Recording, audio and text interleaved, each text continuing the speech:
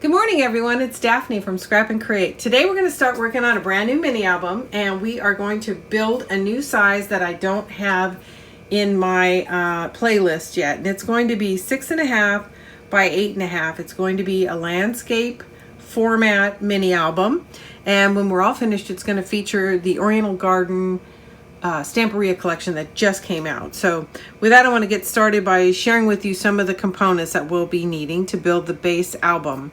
And the base will be, like I said, 6.5 by 8.5 with 4 pocket pages. We're going to need some glue. Get yourself some scissors. You'll need a scoring tool, a bone folder, a couple of different kinds of pens, depending on what you're doing. I like my pick tool to get my tape off. And you will be needing score tape. I'm going to be using this bookbinding tape around the spine of my album, and I've showed you guys how to do that in a quick tutorial, but I'll be using that on this album. You'll need some chipboard, some magnets. Actually, the magnets probably won't come in until the next video. A ruler, and of course some cardstock. And I want to share with you, and I mentioned this off and on throughout the videos, but Astro Brights is my preferred black cardstock. It's 65 pounds. It's very reasonably priced. You can pick this up at Walmart. That's where I get my supply, but it won't be in the craft section. Go over to the office section, and then there's a little section where they do copy papers and invitation papers and stuff like that, and that's where you'll find this. And I think it's either just shy of $5 or $4 a pack. You get 50 sheets. I go through the better part of a 50 pack for each project, depending on how many flaps I have. But this is what I use. I swear by it. It really holds up. It doesn't crack. It's ultra smooth. Everything sticks to it and doesn't warp. So I'm really happy with this. So with that, let's go ahead and get started. So the first thing we're going to work on for the album is the actual cover of the album. So I've already pre-cut 2 pieces of chipboard, and again, we're going to do a landscape format. This is 6.5 by 8.5. 6.5 by 8.5. The internal pockets will be 6 by 8. So these are the 2 that are going to go left to right, and then I have a spine. This is 2.5 by 6.5. 2.5 by 6.5. So that's the way it's going to all lay in. So I am going to start by taking 2 8.5 by 11 pieces of cardstock and adhering them end to end like so, and then laying down my chipboard. So I'm going to go ahead and sit down and get started.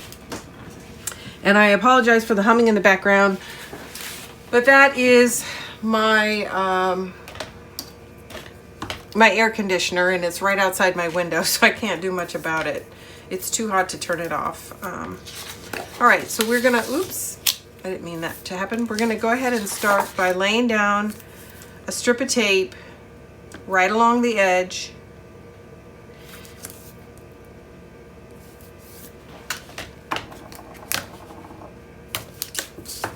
And then I'm gonna burnish this in place, and then I'm gonna adhere these 2 end to end. But first I wanna make sure that's down really good. And now I'm going to use my pick tool and pick it up. And what I like to do is use my craft mat to help me keep a straight line. It's not that important because it's all going to get wrapped over the chipboard anyway, but I kind of have this A personality, and it's going to bug me if it's not straight. So I just use the straight line here, and I'm going to line this one up as well. I'm going to tack down just the corner, and then I'm going to swivel this until it's straight, and then I'm going to let it fall in place, and we have our end-to-end paper now. So it should be, and I haven't tested this, but it should be wide enough, and it is, for us to cover this. Okay, so naturally I got in here. Oh no, I do have a spacer. I was going to say I got in here without something. I always get to my craft space without something.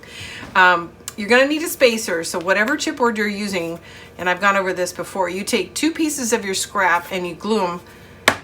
Keep it flat, glue them together. Once it's dry, this becomes the spacer between your spine and your cover. And I've tried it with 1 width, and I've tried it with 2 widths. I'm happier with 2 widths. I think it holds up better. especially if you're going to reinforce it with tape, which is going to further fill up that crease. So I would really recommend 2. That's kind of my rule of thumb. I think it holds up the best.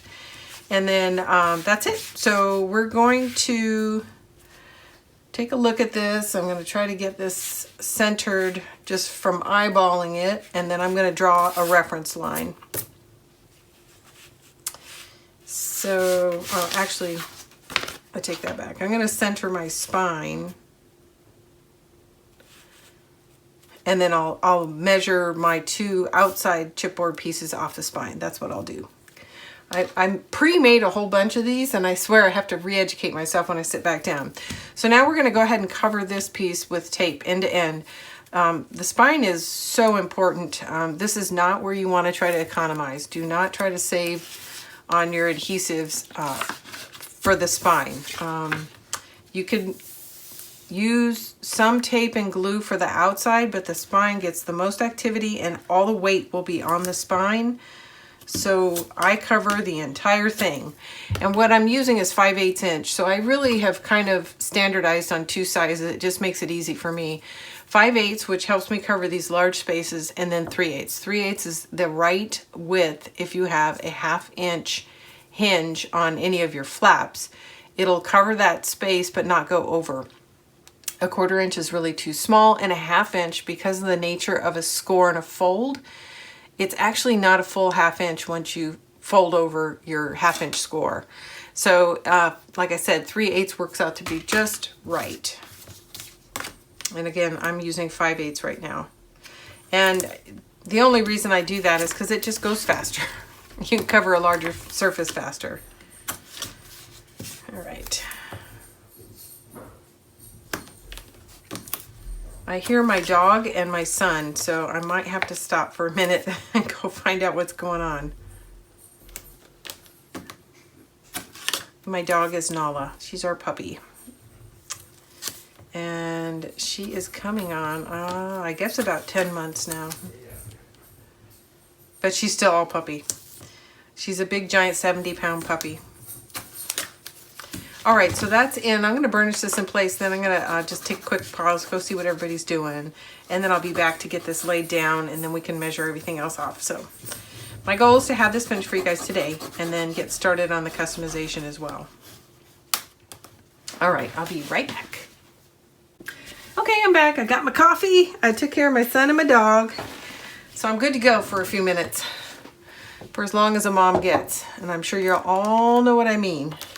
Okay, now I have to figure out what did I do with my pick tool. Here it is. Here it is. I got it. Let's get the tape off, and then we're going to get this laid down.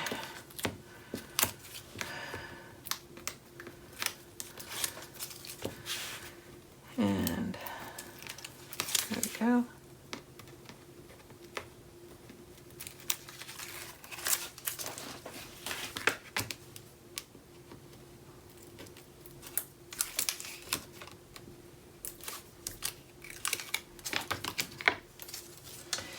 All right, so I'm going to scoot this down because I want to get so you don't have to see the top of my head. I'm going to straighten it out here on my craft mat so it's running against the line, and then I am going to center this.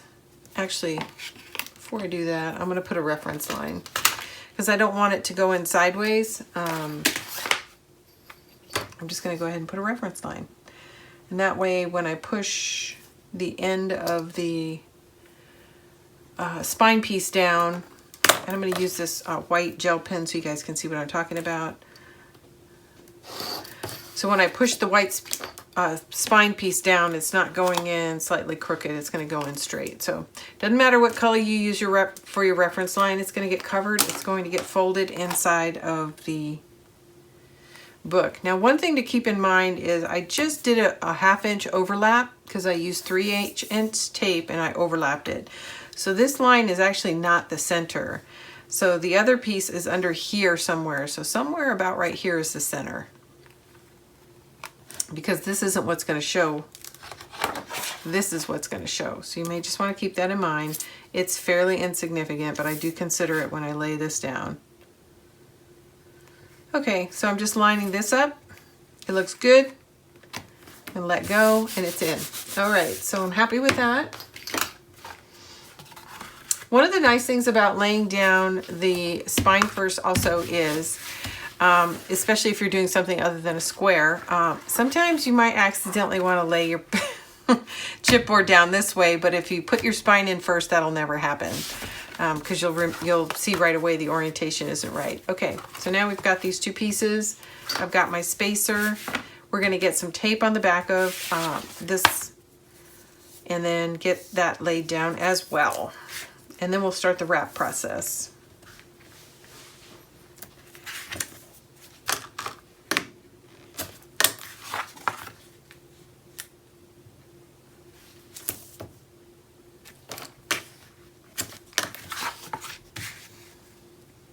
Now for these, I put a generous amount of tape, but I don't cover it solid like I did on the spine.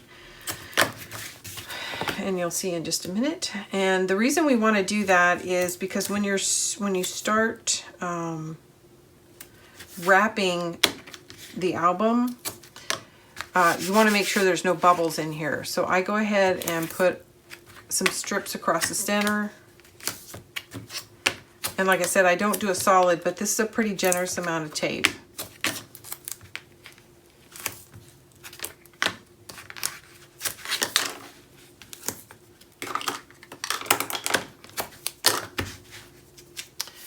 Stuck.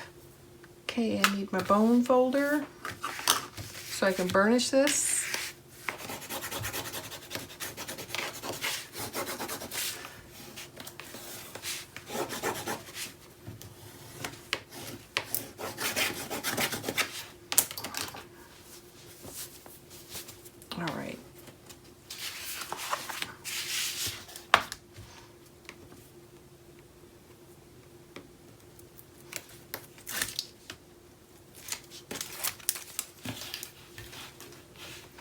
So this is just a simple technique, but whenever I'm removing tape, I always go to the far edge and then remove towards me so that I'm not dragging my hand back against the tape. It's not that significant, but I find it helpful.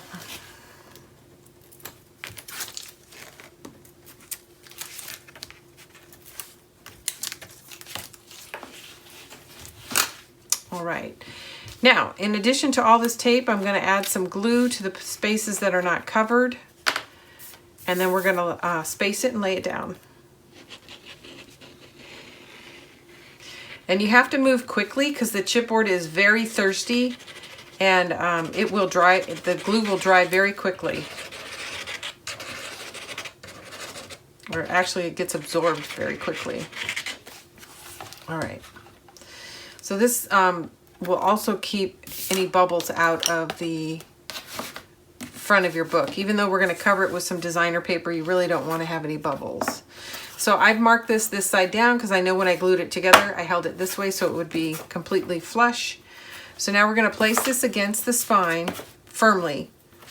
And when you do, leave a little bit open on the bottom like so, because when you push this in, you really want to look at these two ends. And if you do this, you can't see them. You can't see if they're married.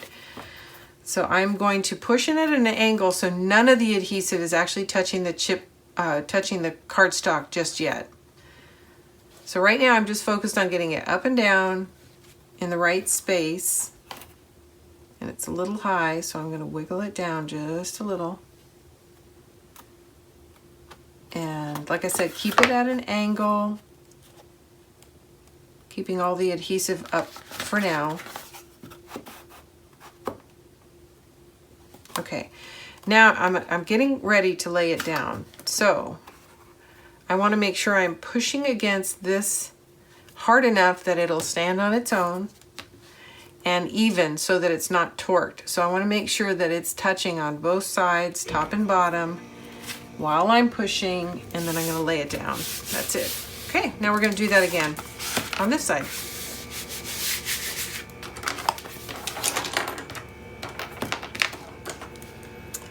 And straighten up a little bit. We're going to get our tape on here.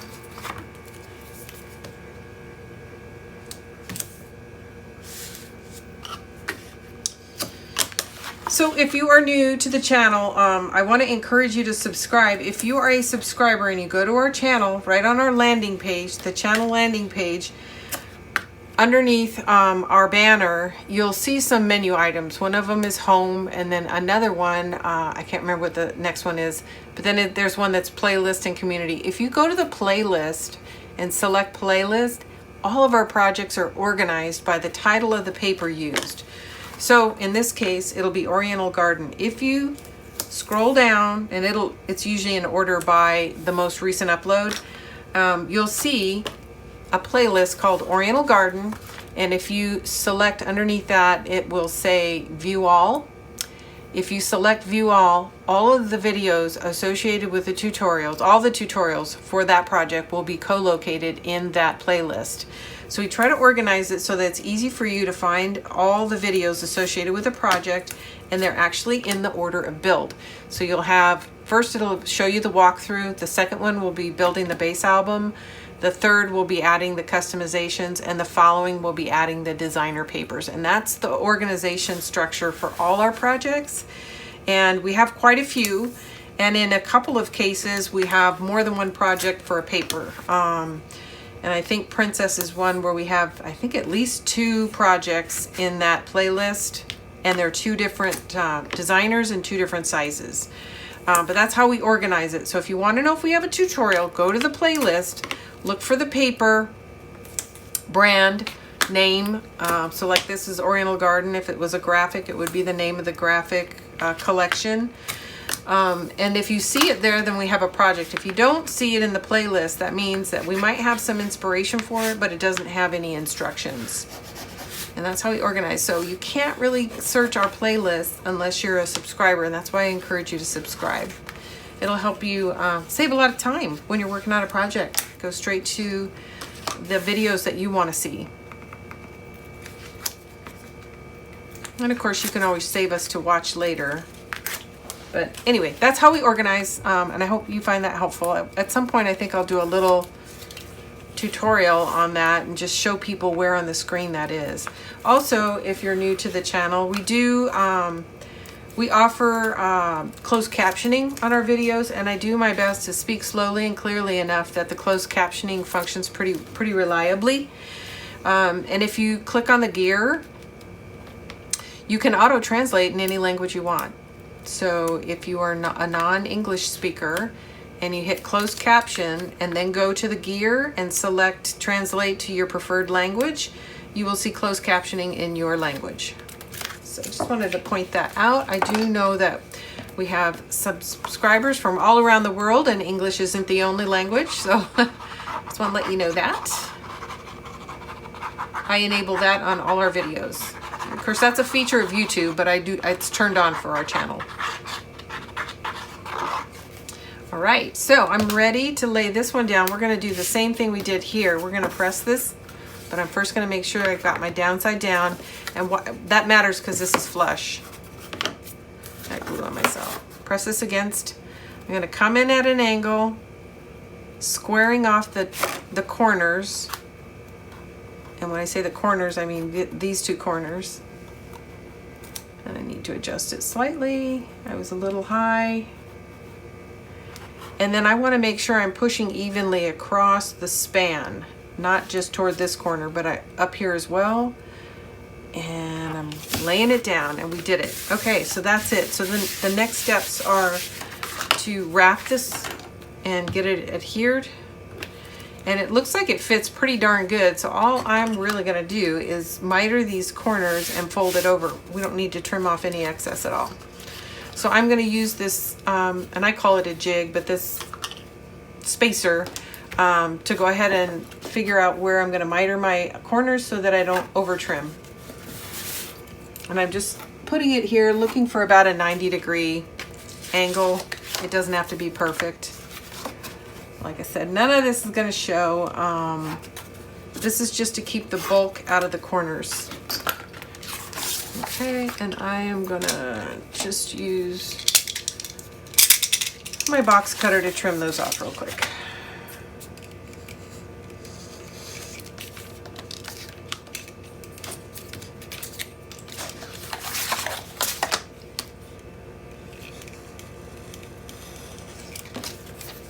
Remember, you can always trim more. You cannot add it on. If you get too tight, you're going to expose your corner. And then you'll have to cover it with either a Sharpie, additional paper, or tape.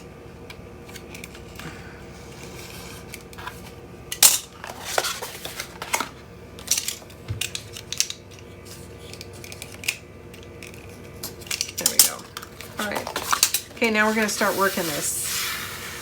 So I know, and by the way, I'm going to go over this in a video, but one of the things that's important about building books, if you can, work with the grain.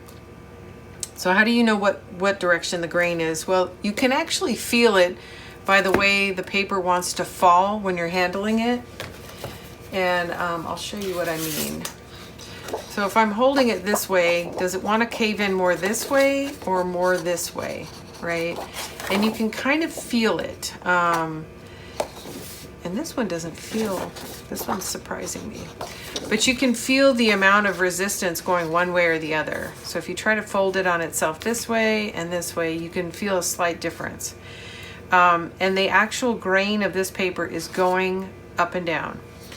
Another way to find out the grain, and this is pretty universal. In fact, I've never found a piece of paper that where this wasn't true. It doesn't help on 12 by 12s, but it helps on anything that isn't a 12 by 12. The second number, 8.5 by 11, the second number is 11. That's the direction of the grain. If this was written the other way around, 11 by 8.5, then the grain would be running against the 8.5. It's always the second number in the spec that is the direction of the grain. So that's perfect for anything that's not square, but when you get to a 12 by 12, how do you know which it is? Well, there's a couple of things that manufacturers do, and one of them is they'll underline one of the numbers, and the underlined number is the direction of the grain. But for me, the papers that I buy, I don't see it underlined. I just do the test that I showed you, and on a 12 by 12, it's even more obvious when it folds over on itself what direction the grain is. So that's just a quick tip, but I'll go over that some more in another video. So if you can at all, or align your paper to go with the grain. Now in this case, I didn't. This is going with the grain and this is going against the grain, but I'm trying to make use of 8.5 by 11. If you're using 12 by 12, by all means, try to organize it so your grain is going up and down with the spine. I'm less concerned about that because I started using this, so it's a little less significant. Although going with the grain always folds nicer and cleaner and neater. If you've ever wrapped something and you see kind of this crinkly looking edge where it has flat and smooth spots, that's because you're against the grain. And I will show you what I mean in just a minute because I'm pretty sure the ends are going to do that. And then I can show you the difference. Pardon me.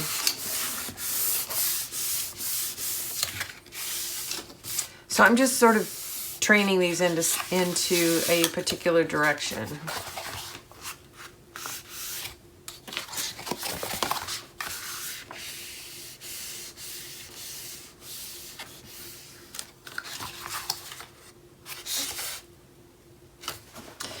I'm going to stand up and see if you guys can see it. I'm going to try to hold it to the sun. Okay, so if you're looking, you can see this kind of wobbly seam here, and that's because we're going against the grain, and that's the difference between that and this. See how smooth that is? So that's how you know you're going against the grain. You can see it. Now I can smooth that out more with my bone folder and working it with my hands, but the very nature of the grain is going to be working against you. So it does take some more effort to make that smooth, and it'll never be as smooth as this fold. Okay, so I just want to point that out, share that with you guys. One of the things that I try to think of to help me visualize that is think of a bunch of pencils and having them all lined up like so. And then think about putting a fold in it this way, pretty easy, but if you try to fold against this, so it's basically the same thing. It's wood fibers, right, that you're dealing with. All right, let's get some tape down. Enough about that. So I am using my 5/8 inch, but you don't have to. 3/8 is fine here. I want good coverage and I have it, so that's what I use. So I do two things. I apply it to the bottom edge of the chipboard, and then I also apply it to the bottom edge of the cardstock. And when you fold it over, you get 100% coverage, because this will cover this space in between. That went on a little bit crooked. All right.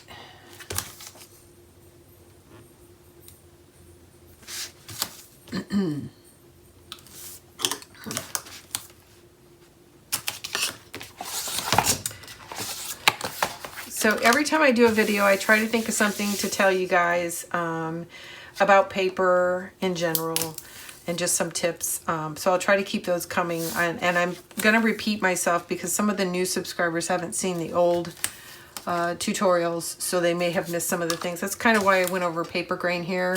I've done it before. But just so you know. I'm going to go over another technique when I build the pocket page that I want to share with you guys too. And I just use it for all my pages now. Oh, I almost got there. Look at that. I'm like 2 inches short. Oh well. C'est la vie. We're going to use the 3/8 because I don't have any more 5/8. Or if I do, I don't know where it is. I'm just going to put 2 on here. All right. Let's get all this burnished. And then I'm going to rotate and get tape on the ends. So when you're wrapping your cover, it's important to wrap the sides first because you're not going to fold against those. This one is going to pull. So you want to get everything down on the side and then do the last ones. And then make sure you've trained it a little bit before you fold it over and tape it down, because it's really tugging across the spine. So you want to make sure that it has some opportunity to stretch before you glue it down or tape it down.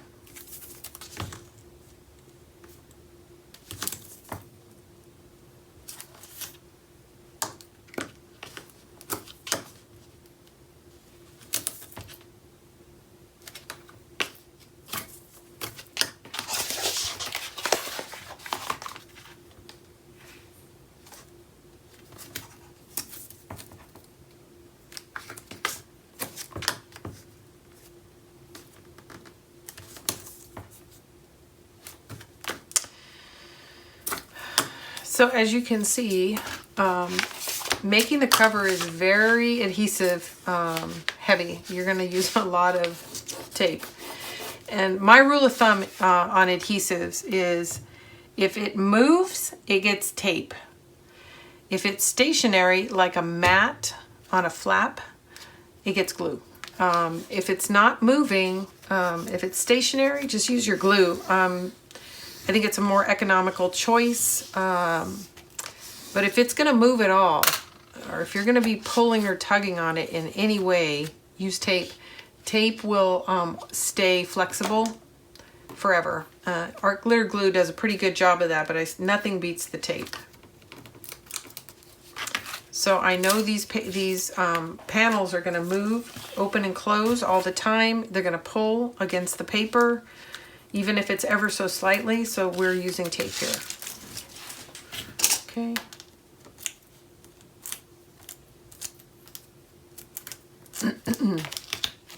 Now, if money were no expense, and I know for some of you it's not, but some of us, we have to pay attention to those things, I would, even on my mats, I would frame them in tape and then put glue in the middle. And part of the reason I like that technique is the tape keeps the glue from squeezing out the edge. And it's very hard to get glue all the way around the edge without it bleeding. So that was, I used to use 1/4 inch to frame my mats and put glue in the middle. I don't do that for my tutorials because it's too time consuming. And, you know, I want to make best use of your time when we're together. and it's very slow to add a frame on everything. But that's what I would do if time and money were not an issue.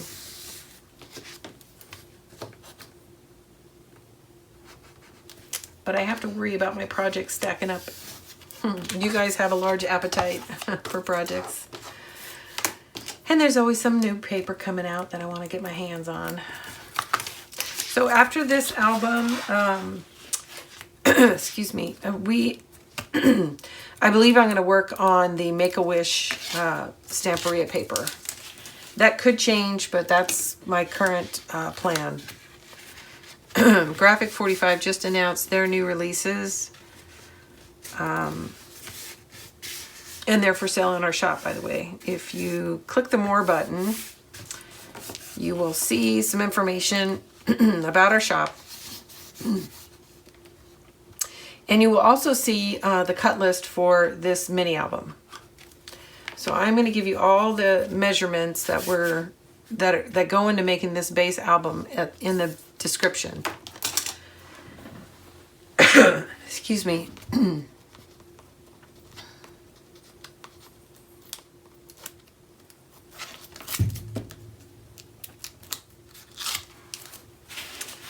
All right, let's turn this sideways. We're going to work we're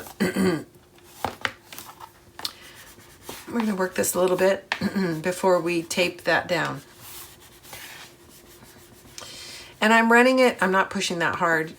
Be careful, you don't want to punch through your paper.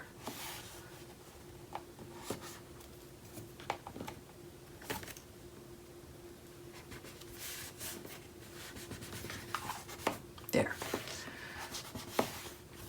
And I'll show that to you.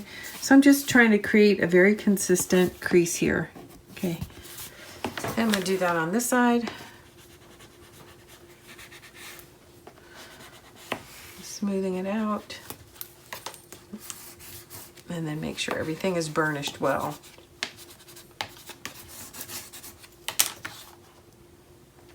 Okay. Looks pretty good. All right, we're getting there. Okay, I feel like we're ready to go ahead and lay this down. So I'm just going to fold it over on itself.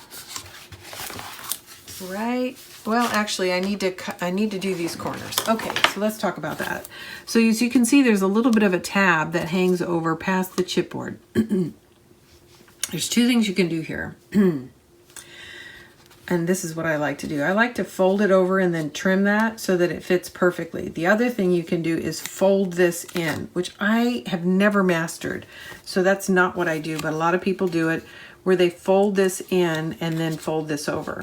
Here's what I'd like to do. I like to pull it over. You're gonna need your scissors. And then you always wanna go away from the corner. I am going to snug my scissors right up to the corner and trim. So it's actually resting on here and I'm trimming up. One side's always easier than the other. And you can see it's very little that I'm trimming. And now there's no bulk there. I'm going to fold that over. When I lay it down, I'm going to show it to you. There's your finished corner. And to me, this gives the best results. You can tuck it in, but it does create a little bit more bulk. The key to this technique is to trim away from the corner. Don't cut into the corner, cut away from the corner. So this piece is a little bit bigger. So I'm going to rest the scissors right there and cut away from the corner. I'm going to do it again over here. It doesn't have to be straight because it's all going to get covered.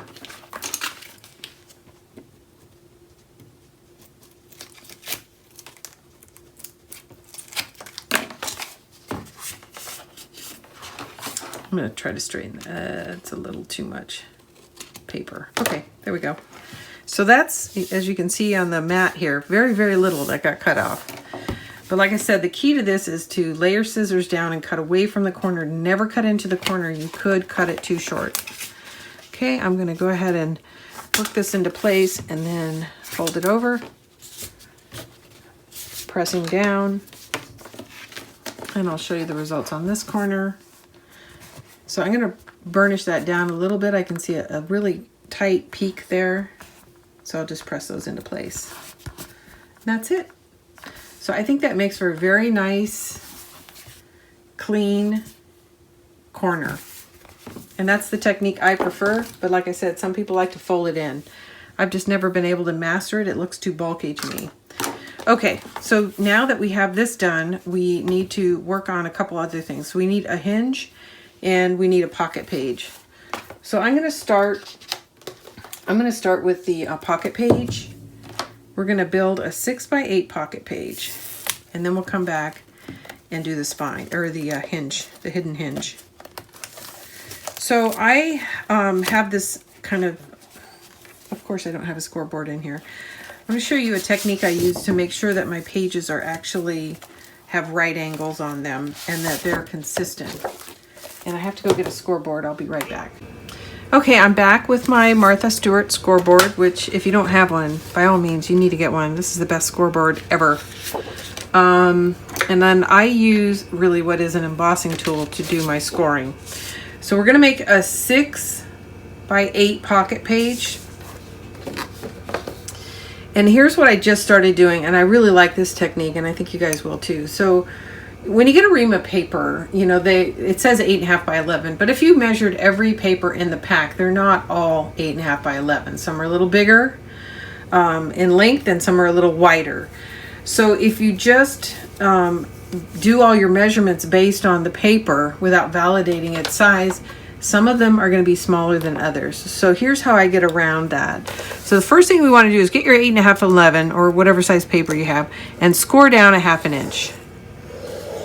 Make sure it's snugly in, resting in the corner. Okay, now you've got a score line. We're going to burnish that into place.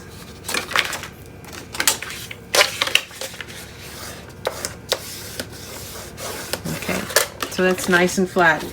Now this is going to be a 6x8 inch pocket, and it's going to be 8 inches across this way and 6 inches this way.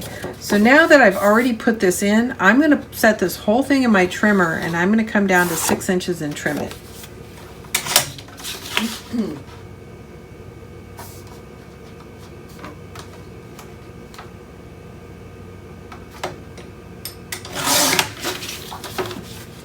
Now I know this is 6 inches. If I had done 6.5 inches, scored and folded it, it's no longer 6 inches. That score line, that fold takes up some part of the paper. So it's not going to be exactly 6 inches. Even though this takes a little more effort, you get a better result. And then where I save my time, I get my time back when I am adhering these two pieces to each other because I know they're both exactly 6 inches. Regardless of what the paper pack said, I now know my measurement is true.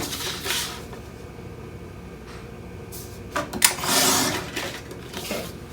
Now here's my second piece. So these are 8.5 by 6 now. And I have a score fold on each. So these are going to go together like so. And what you're going to find, because you trimmed them at 6 inches, is they are going to go together perfectly. They will not overlap. You will not have to come back and trim any of these edges. You'll spend a lot less time trying to make these two things fit together. Then the next thing I do, well, let's go ahead and put this together, and then I'll show you the last piece I do to make sure that this is a true 90 degrees. And it is a little fussier, but I'm telling you, the time you save on every piece that you measure off of this, it pays itself back very, very quickly. All right, so when you're laying down your tape, if you're new, you're going to want to lay that tape next to the fold line. Not over, but next to the fold line. Because you don't want, once you create this piece, you don't want there to be a gap between this corner and that corner. So you want to lay it to the fold.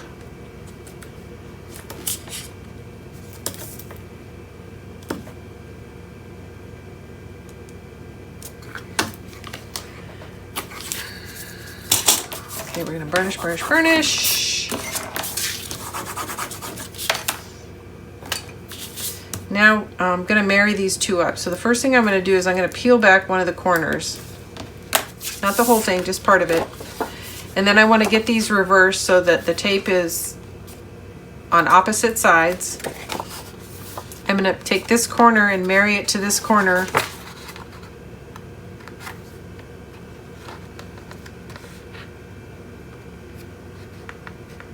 I'm going to hold that all in place, make sure it looks good. It does.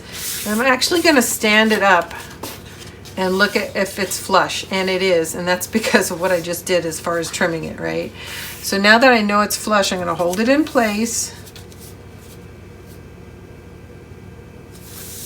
I'm going to keep my hand on it to keep a bubble from coming in, and I'm going to pull the tape like a zipper, and we're just going to lay it down. That's one side. Now we're going to do the other side.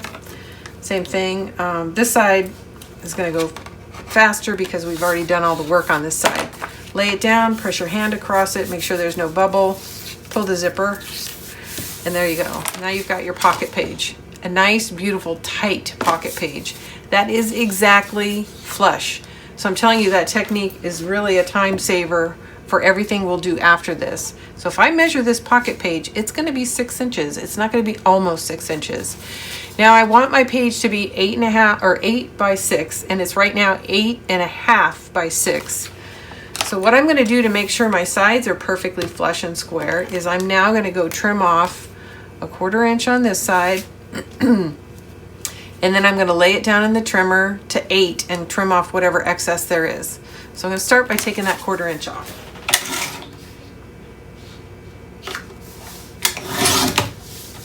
Okay, so I just removed that 1/4 inch. Now I'm going to lay this side into the trimmer at 8, and then whatever's hanging off, I'm going to trim off.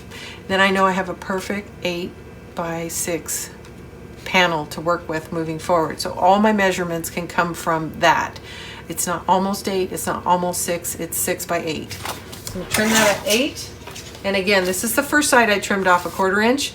I'm laying that trimmed side off because I know it's square and flush at the 8 inch mark, and then I'll trim off whatever's hanging off.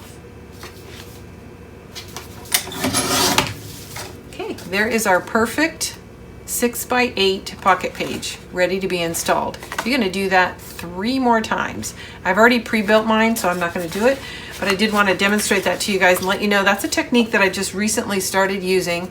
I don't know why it took me so long to really think that through, but you know, when you add a fold, you are actually taking up some of the paper.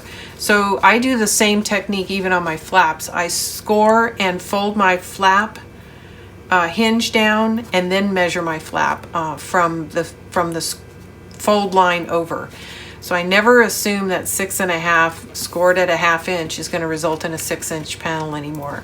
So it's just now a technique that I've integrated into every part of my bookmaking, and I wind up doing a lot less detail trimming, trying to make it fit on the page because it was a little smaller or a little bigger than I had anticipated.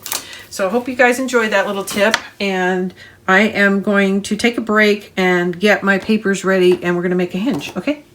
Okay, here we are. I'm going to start with an 11, I started with an 11 inch, 8.5 by 11. So this is 11 inches, and I trimmed it down to 5 7/8. So the hinge itself needs to be just slightly smaller than the pocket, which is 6 inches. So this is 5 7/8 by 11. I'm going to lay this down in my scoreboard. We're going to have 4 pockets, and I'm going to show you how to figure out what your 1/2 inch gussets and your 1/2 inch hinge should look like. So once it's in the scoreboard, we know that 5.5 is the midpoint of 11. And we also know that we have an even amount of pages. So that means we're not going to have a peak in the middle of our page. We're going to have a gusset in the middle of our hinge because we have 4. So you'll have a gusset, a gusset, a gusset. And this is going to be our midpoint, not a peak. So we're going to take 5.5 and we're going to split it on either side. 5 1/4. And that is the middle of our paper, and that's the middle gusset. That's going to be this gusset. Now we're going to back off a 1/2 inch until we're finished. So that's a gusset. We're going to do a 1/2 inch and another 1/2 inch. That's a hinge. Gusset, gusset, 3 2/4, okay. I'm gonna back off a 1/2 inch, a 1/2 inch, 1/2 inch. And I think I need one more, but I have to count them real quick. 7 3/4, okay. So I'm gonna sit down real quick. Sorry about that. I'm having a hard time seeing in this light, but okay, so we have, this is going to be a gusset, hinge, hinge, gusset, hinge, hinge, gusset. So I need one more score line here. Okay, so that is going to be a hinge, a gusset, a hinge, a gusset, a hinge, a gusset, and a hinge. So we're going to start, and I'm going to give you these measurements, so if you don't want to do it the way I did it, where I start in the middle and work out. I like to do it that way because I like to have an even amount of paper on either side. And it'll always be the same if you're using 11-inch paper, but if you use 12-inch, it'll be slightly shifted. But if you just want to lay it in your trimmer or scoreboard and start at 2 3/4, 2 3/4, and you're going to score a 1/2 inch until you get to 8 1/4. So that's 1 2 3 4 5 6 7 8 9 10 11 12 score lines, and that's all the score lines you need to make the hinge that's going to go into this book. So again, it is 5 7/8 by 11. Start at 2 3/4 and end at 8 1/4, and there's a 1/2 inch score line between each. Okay, so I'm going to pause this and start folding, and I'll be right back. Okay, so I went ahead and folded everything, so you can see now. Here's our 4 peaks and our 3 gussets. So we're going to flip that over, and I'm going to go ahead and lay tape inside each one of these channels and adhere them to each other. I'm using my 3/8 inch tape.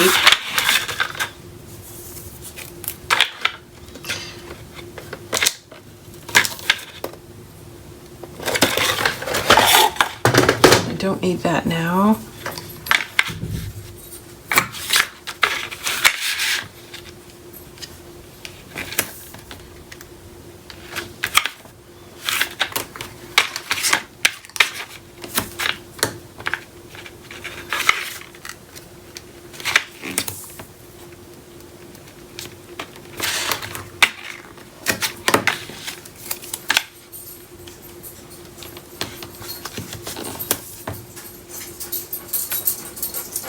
Hey, Nella. All right, I'm going to burnish all this, and then before I take the backing off, I am going to refold and make sure everything is looking pretty square.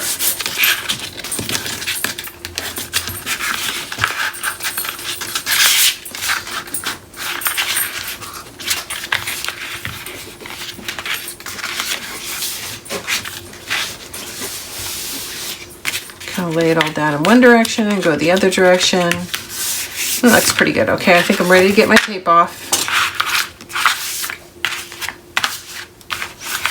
And I like to start in the center and then move out. I don't know why. It just seems to me like if there's any issues, you'd want to push them to the outside, not to the inside. So that's kind of what I'm thinking. But I've actually not had that issue. But I do know that when I fold this over, I'm going to want to start here and push out.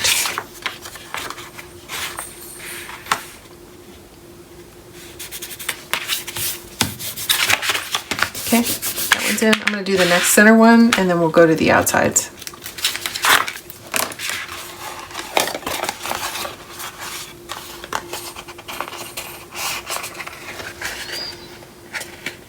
Sorry, I keep moving it toward me so I can see it and taking it out of the shot. So sorry about that. Okay, there we go. Now we got our last two.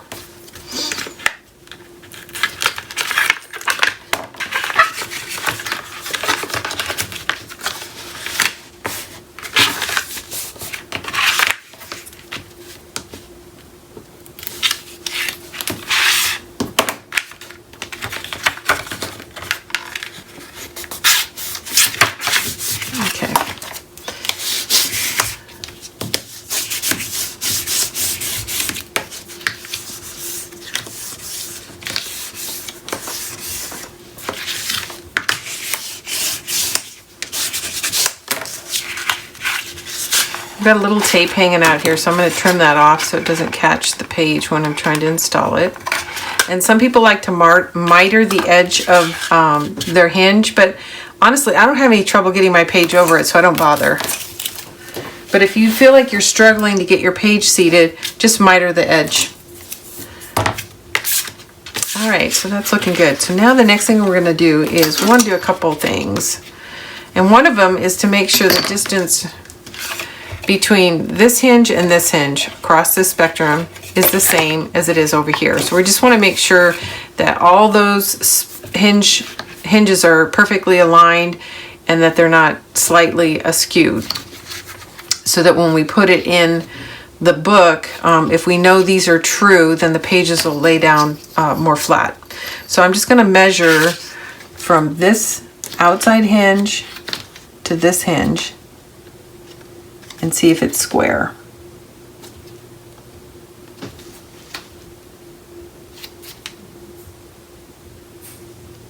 Okay.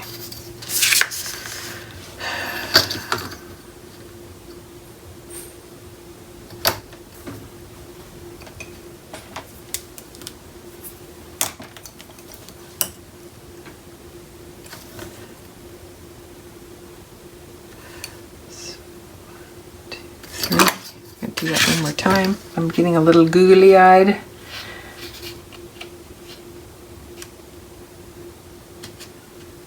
Yeah, it looks really good. Now, what do you do if it's not? So if one side is wider or one side's more narrow than the other, what you can do is you can kind of tug on your hinge and then remeasure and see how it's doing. And then you can straighten it out that way. And of course, the last resort would be to remake your hinge altogether. But it looks good. And if you do what I just did, you score and you burnish before you tape, and then you burnish again after taping. Typically, you get a pretty tight and even hinge. So it's something to consider. It will make your pages go in faster and flatter. Because if this is skewed on top, then your pages are going to want to follow that. All right, now we are going to get tape on the back of all of this because it's going to get put into the book. And this is where I wish I had my fat 5/8 because it would go a lot faster. And it doesn't really matter what direction you put your tape down in. I'm just putting it down in the direction this happened to be laying. If you want to go up and down, you can do that too. It doesn't matter as long as it's covered, fully covered, because this tape is what's holding your pages in the book. So don't skimp here either.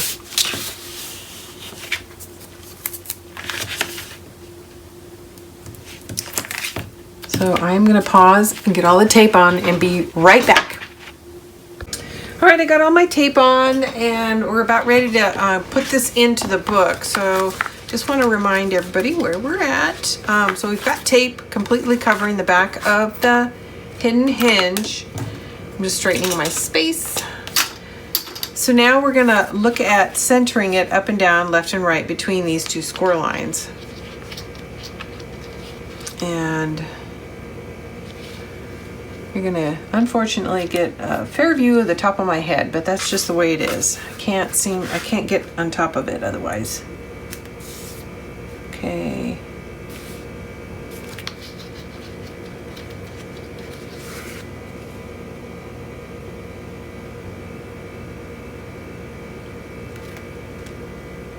That looks pretty good, so it's just eyeballing it right now. I'm going to go ahead and get the tape off the back, and then what I'm going to do, and it really depends on you. Some days I feel like I have a lot of confidence and I can just lay it down. Other days I feel like I can't quite see as well as I'd like. And so I put some glue on top of the tape to give me a little bit of time to torque it into place. So it's really dependent on you. I'm going to use glue today, but it's not necessary. Like I said, some days when I have really good light and I feel like my vision is crisp, I just hold it up until I'm ready to lay it down. But today I can tell just the way the sun's coming across the left side of my table, I've got too much of a shadow on the other side to really see clearly. Someday I'll get studio lighting. I keep saying that. I just haven't found anything I like. And most of it's really for face on. It doesn't help you with the shadows that you're creating in your own space by your own hands.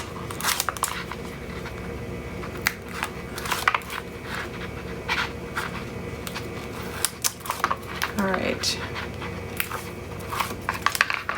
So as you can see, there's a lot of tape. So I'm going to go around the edges really quick and make sure there's no exposed tape. And if there is, I just want to tuck it over on itself so it's not sticking out of the bottom when we're finished. It's not a big deal, but stuff just gets stuck to it like dust and dirt, fibers. All right, so it looks pretty good. I'm going to get some glue on here.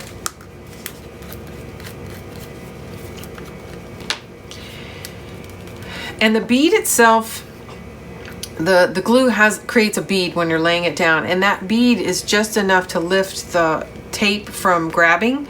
So it doesn't have to be solid glue. You're just looking to get a bead laid down that'll help lift the paper up until you're ready to press it into place.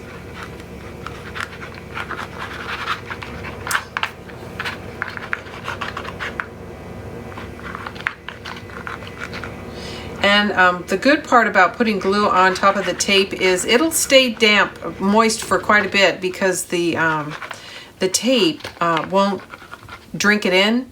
So you do have a little bit of time to work with, whereas when you're putting it on top of your chipboard, it is going to sink into that chipboard very quickly.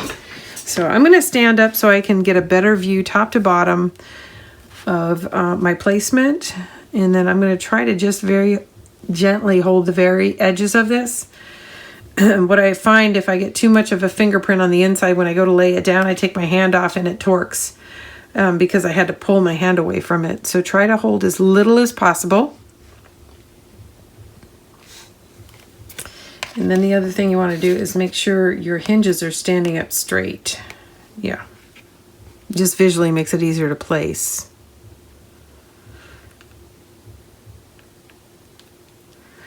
And this, I think, looks good, but I'm going to take a closer look.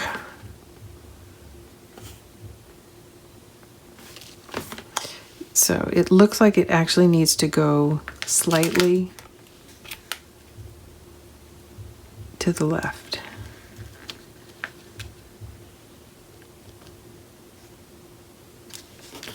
I'm going to take another look.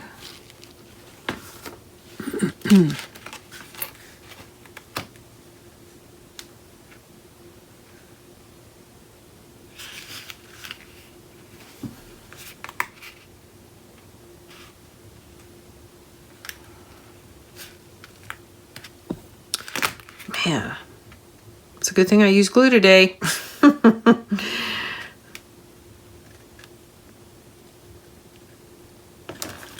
we go. That looks good. All right. It's a little fussy. Now we're going to work these hinges in. And then I'm going to figure out which side's up and which side's down. It's not significant, but there's always a side that looks a little bit better.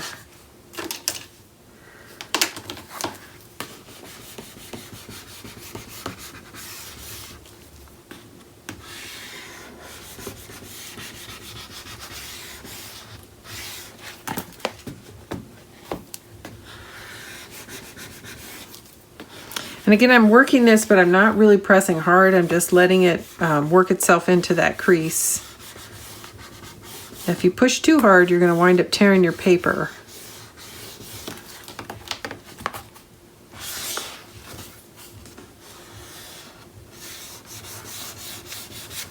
Okay, that looks pretty good. I'm going to let it fold in on itself. And then the last thing we're going to do is we're going to add our tape.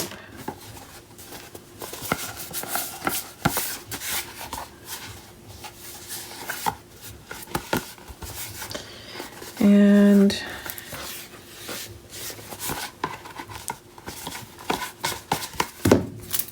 I think this is my orientation. I think I want that to be up. I can see now that this is not perfectly centered. There's a little more space on this side than this side, so it might make more sense to go this way. And that way the weight is toward the bottom, but it's really not that big of a deal. I think I might be off maybe 1/8 of an inch, maybe a little more, but not a lot. Not enough to change it.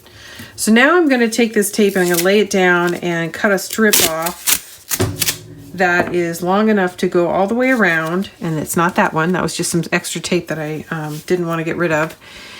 So we know that this is 6 inches, but it's not perfect because it's thicker because of the chipboard. So I'm going to use a fabric measuring tape and come up with this dimension.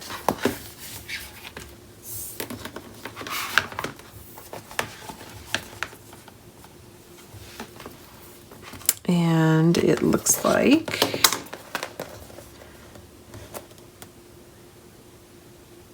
13 3/8 is my number.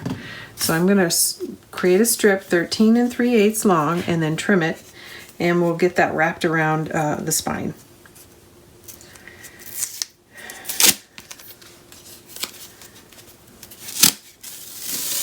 And I'm just using my scoreboard to come up with that measurement. So I'm going to stop at 13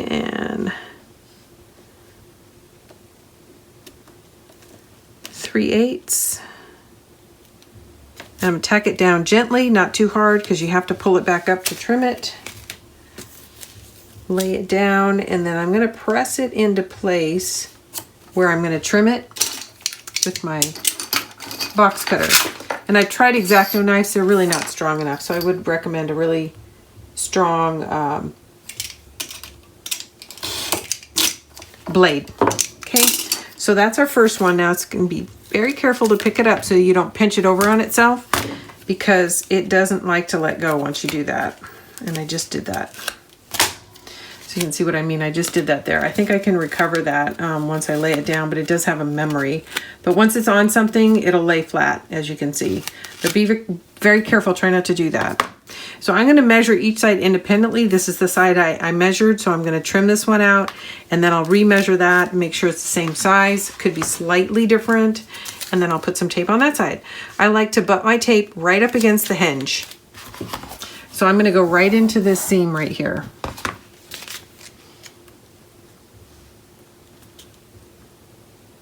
Oops, about halfway.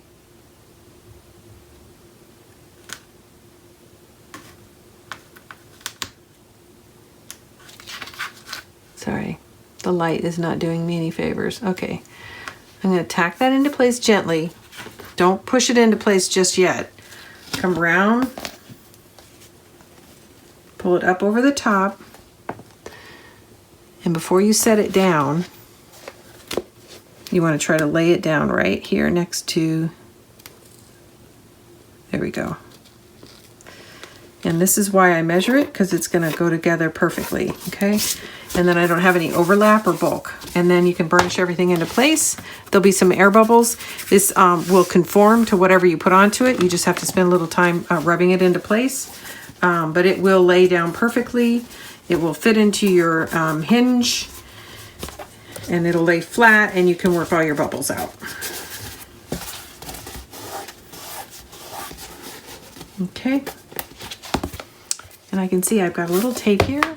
So I think I'm going to try to lift that, if I can, and stretch it.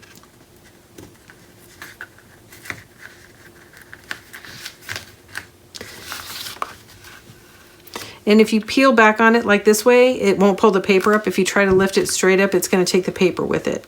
So I just had a little bulk right there on the edge, so I'm going to stretch it over and pull it tight, and that should get rid of it. And it did. Okay. And then I just need to work these two pieces in together. And I'm going to have to sit down to do that because I can't see well enough while I'm standing. But I'm going to do the other side real quick. But that lip will be gone when I'm finished. So remember, we're going to measure again because there could be slight variation between the two sides.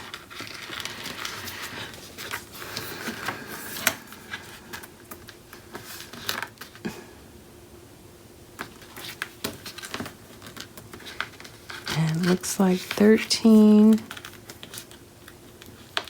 3/8. It's the same, so that's good. 13 3/8.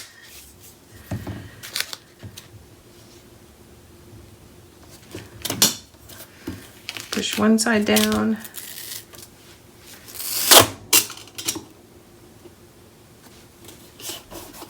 Okay, use my straight edge and trim this.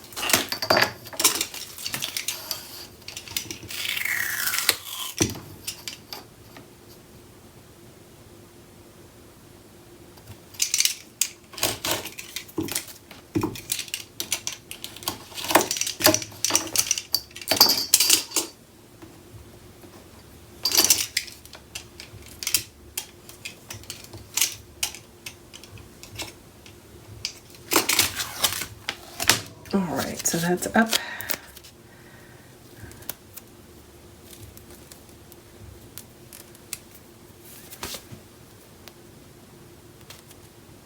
I pinched a little on itself, so I'm trying to straighten that out. I'm not sure I'm going to be successful, so I'm actually going to make sure I lay the tape down so that little pinched corner is going to be under a mat. Ah! That's not good either. Oh my gosh! It's so sticky it won't let go of me. Okay, there we go. Wow. So obviously very sticky. All right, so we're going to do the same thing. We're going to lay this down right next to this hinge and then wrap it around. And I'm actually using the edge of my table. You can't see me, but I'm going to the edge of the table, laying the tape down and letting this band fall to the floor before I pick my book up and wrap it around. Just because it's so sticky, I don't want it to stick to my mat while I'm trying to place it. So I just let it fall gracefully to the floor and then pull it around. And this time I'm going to remember to pull taut here. I forgot to do that last time. Oh no, I have 2 pinches. Oh, that one came right out. Good, good, good. All right, so I'm going to pull taut, bring it around. And I don't want to lay the book down yet. I want to try to find my placement first. As soon as you lay the book down, the tape's going to grab.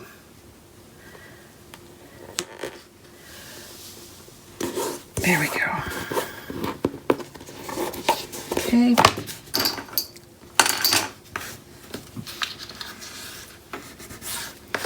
Just burnish, get all your bubbles out. And like I said, it'll conform to whatever you have. So it's going to find that hinge space right away. And on this side as well. Okay, so that's in. So that's pretty much our book. We will want to come back and put some mats over this, and the pocket pages will need to get inserted. But I'm actually going to do my build outside of the album. And the reason I'm going to do that is because I'm using some dies, and so a lot of trimming has to happen outside of the book in a flat surface, and it just makes using those dies a little easier. So normally I add my pages and then add the flaps and pockets that are specific to an album and then build off of that. But this time I'm going to actually leave the pocket pages out, decorate them, and then insert them. So you can do it either way, but that's the way I'm choosing to do it because I am using dies. And you can't, once you put something down, you can't really cut it again. So I think it's easier for me to do it this way. We'll see. It's not my normal method of teaching, but we'll see. Part of the reason I like to put everything in the book is because what I found was I just had so many papers I couldn't figure out what was going on what page. So we'll give it a shot this way and see how it goes. So that is our 6.5 by 8.5 album. And we have 4 pocket pages. Our hinge is installed. We've reinforced our spine. So it's time to set all this aside and start focusing on decorating or putting the interactive pieces together for the pocket pages. And that'll be in my next video. So I want to remind everyone to like, subscribe, and share. And if you are not a subscriber, one of the benefits of being a subscriber is when you get to our landing page, our channel page, right underneath our banner, you'll see a list of menu items. One of them is playlist. And that playlist will save you hours in searching for videos. If you go to the playlist, all of our projects are organized by the title of the paper used. And if you select that playlist and play all, the 5 or 6 videos, tutorial videos associated to that project are all nested together, making it easy for you to find, and they're already in the order that you need to work through them on. You'll have a walkthrough, a base album build, the customization pieces, and then the decorating. And that's how we've organized all our playlists to make it easy for you guys to navigate. So please subscribe and take full advantage of that organization that we try to put together for you guys to make it easy to find things. We appreciate you spending your time with us, and I'll be back before too long to customize these pages and get it ready for the Oriental Garden album that I'm going to finish. Thanks again. This is Daphne from Scrap and Create. See you soon.